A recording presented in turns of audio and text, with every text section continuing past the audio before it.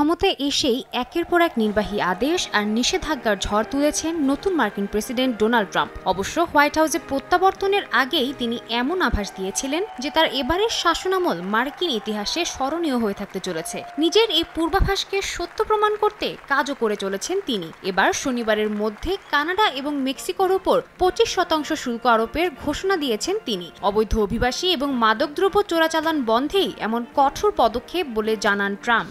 তবে শুল্ক আরোপ করায় যথাযথ প্রতিক্রিয়ার মুখোমুখি হবে যুক্তরাষ্ট্র, এমন হুঁশিয়ারি দিয়েছেন কানাডার প্রধানমন্ত্রী জাস্টিন ট্রুডো। যদিও পরিস্থিতি বিবেচনায় দেশবাসীকে আসন্ন কঠিন সময়ের জন্য তৈরি থাকার আহ্বান জানান তিনি। এ সময় তিনি জানান তার প্রশাসন পরিস্থিতি মোকাবিলায় যথাযথ পদক্ষেপ কি হতে পারে তা নির্ধারণে কাজ চালিয়ে যাচ্ছে। প্রেসিডেন্ট ট্রাম্প সম্ভব হলেই কালই কানাডার উপর শুল্ক আরোপ করতে চান। আমরা জানি না এরপর দেশে ঠিক কি অবস্থা হতে চলেছে, তবে প্রেসিডেন্ট ট্রাম্প আমাদের উপর শুল্ক আরোপ করলে এর যথাযথ প্রতিক্রিয়া তিনি পাবেন।